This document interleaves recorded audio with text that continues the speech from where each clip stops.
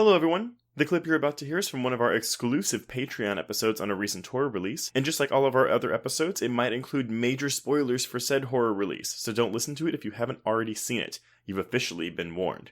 And if you'd like to hear the full episode, just head on over to patreon.com/horrorqueers and subscribe today. Without further ado, here is your exclusive Patreon clip.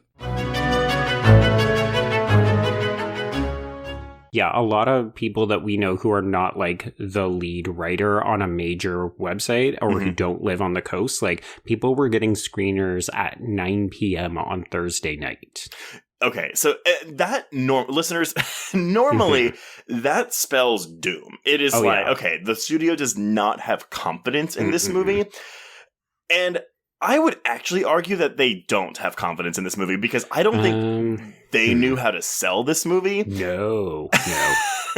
I feel like they did such a deliberate job of not revealing what the film is actually about that they have harmed the film, which is hilarious because usually I'm the person who's, shouting from the rooftops, fuck spoilers and marketing, don't show us the third act. And really, they didn't. But they also really fucking dropped the ball on this one. Well, okay, see, no, I want to combat that a little bit because I thought the same thing as you about the trailer. It looked very generic. I was like, it looks like a retread of his style from Insidious with a little bit of dead silence thrown in. Like, correct, cool. Yes. That being said, I am so happy that the trailer did this. And, maybe I'm not combating I was going to say, you're not combating me. No, but here's the thing.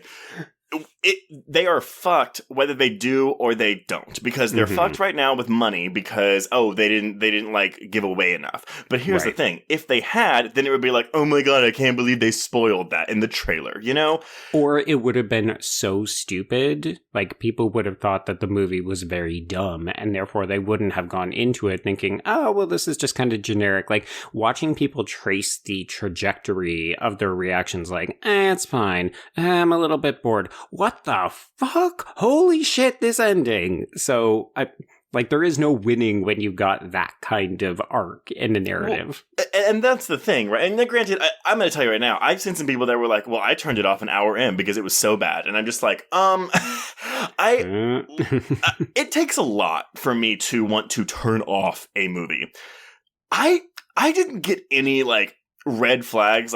Even if I didn't know, because I did know that something in the last 30 minutes was making everyone shit their pants. I knew that was coming. Yeah. But that being said, if I didn't know that, would I, an hour into this movie, be like, well, this is shit and turn it off? No. I'm so perplexed by those responses specifically, but I don't know. And we'll talk about it more as we talk about what this film is trying to do, because this is clearly a film that people initially were very confused about what this film was trying to do.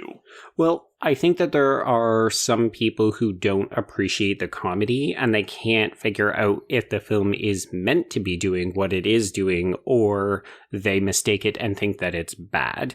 And this is a tricky kind of gray area that you and I have walked many times, where you have gone into conversations and said, oh, this movie is dumb and it knows it. And I say, Trace, no, it does not. Right. And I think we would actually, for maybe the first time ever, agree that Malignant knows that it is wackadoodle wild, totally bananas.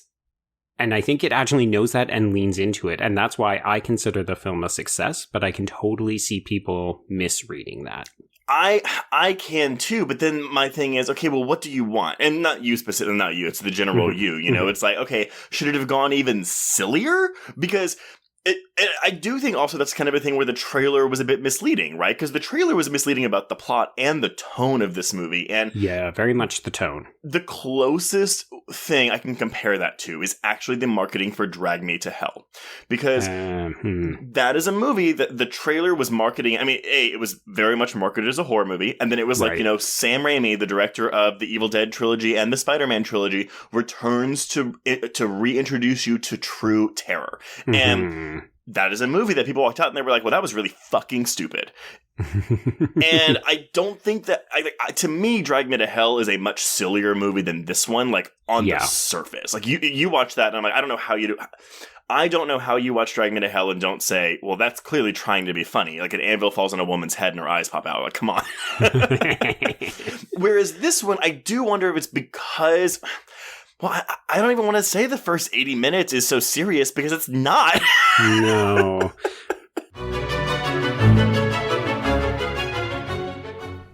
It was late in the afternoon when the professor and I took our way towards the east, whence I knew Jonathan was coming.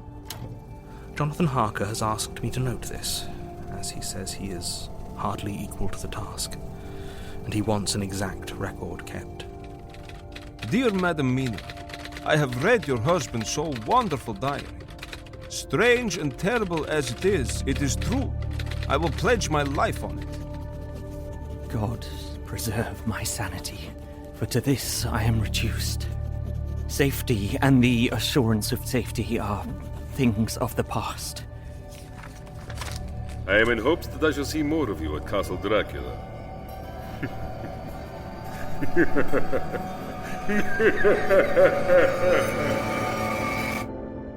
Listen to Regarding Dracula wherever you listen to podcasts, or find us online at bloody.fm.